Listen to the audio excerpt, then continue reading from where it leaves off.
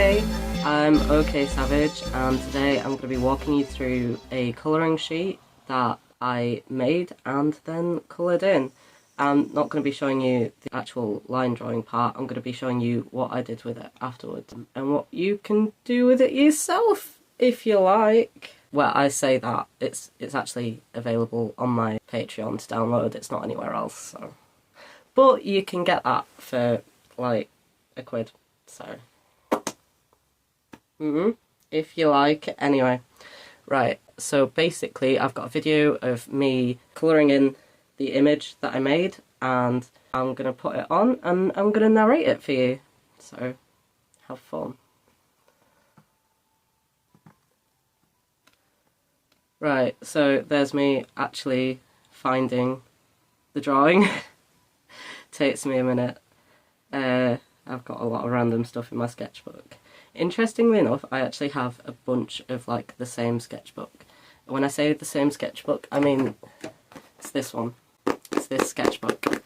It's really nice, it's durable. I've got a whole bookshelf of them, and every time I finish one, I put a little sticker on it with the date it started and the date it ended, so that I can find anything I've been working on really easily.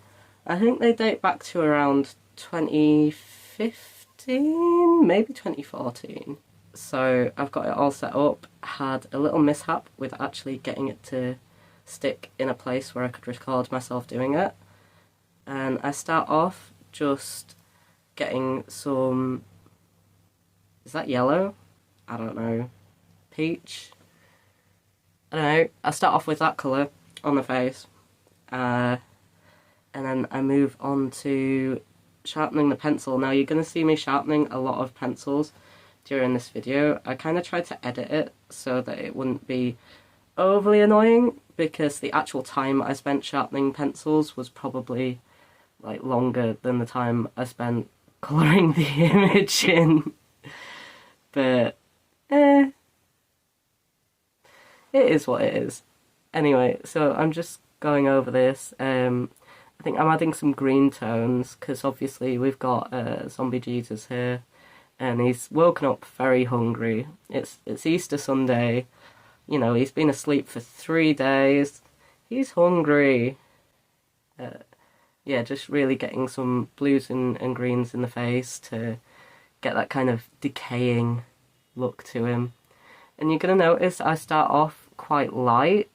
It looks like I'm not being very bold with it, but it's because I like to layer the colours up bit by bit. So I like to go in there quite light and really get a good base so there's no white showing through, except in the very few areas where I will want white to show through, but that's like the lightest of highlights. So, you know, mostly we don't want that. So I like to make sure everything's got a lovely base before I start going in and adding more bold colours afterwards. I'm just adjusting it again because it keeps falling off. I think I stuck it up there with Blue Tack. The things you do when you're trying to record stuff, I swear. I'm going in with some brown for like the shadows and everything. And you're going to notice as well, like, I don't go too crazy with trying to make the colours pop. Part of the reason for that is I'm actually using watercolour pencils. So you'll see later on in the video, I get a brush with some water and I start going over those, and suddenly all these kind of like even pastel shades just start to pop. Like, I love watercolour pencils so much. I cannot recommend them enough. It's such a fun experience because you've got all the control of like a pencil, you know, the precision of this really sharp little point. Sharp. Hours of sharpening, yes. But then obviously when you go in with the brush, you've got this beautiful watercolour paint effect where you've got the kind of vibrancy of that and the control with the brush. So it's really the best of both worlds, I think. I do also like regular watercolour painting, and I do also like regular coloured pencils. But in my opinion, I think having watercolour pencils is just better than either in isolation. But, you know, test out the materials, see what you think. If you do that, let me know in the comments, because I would love to hear about your experience with different kind of mediums and stuff. Sorry, I need a drink. I can't talk for very long at the moment without my throat getting dry. Mostly because I'm really, really poorly. Timing. Anyway, so I'm still working on Zombie Jesus at the moment. Oh, I've really got his hair sorted by this point. I got distracted talking about watercolour pencils. I wasn't even watching the thing. I'm so sorry. Oh yeah, so this is what I was talking about with I get the base colours on first and then I go back in and just add like darker shadows and just make some of the colours pop a little bit. So you can see I'm really adding a little bit more to it. And you see it start to kind of come out of the page at you when you do it like that. Because if you get your base colours on, then you know exactly, you can see it with your eyes where things need to be darker and where your shadows need to be, and it means you're not making any mistakes with that, like you might do if you try to do it all at once. Oh, there's a little moth flying around. Oh, that's so beautiful. Sorry. Oh yeah, more sharpening.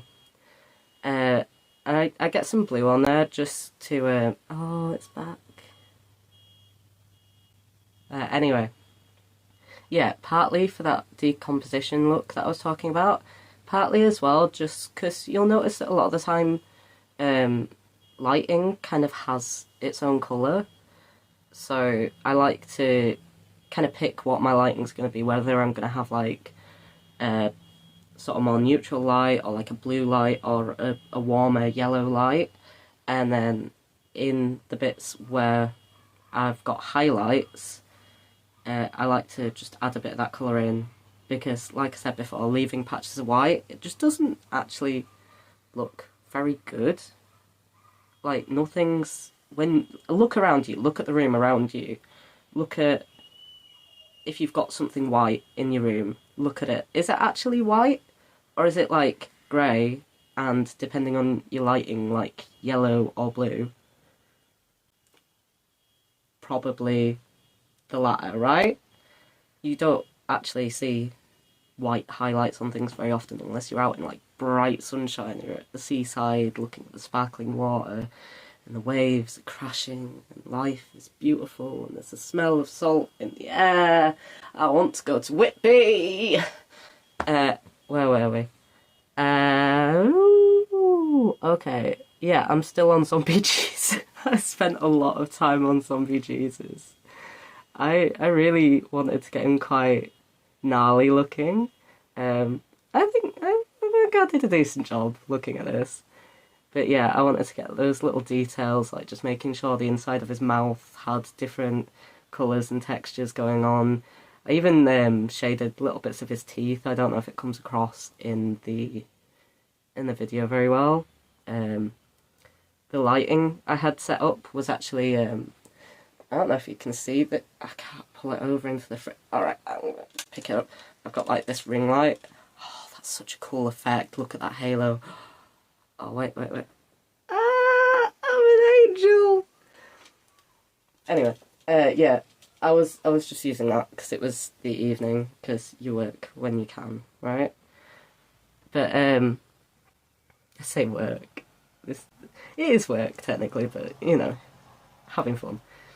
Yeah, so I'm still on Zombie Jesus, and I think I'm just adding these really dark tones now, like going in, making it really pop with the darkest shadows. But you'll notice that even for the darkest shadows, I don't just go in there with, well, I am doing now, but I don't just automatically go in there with a black pencil, which you might be tempted to do for shadows.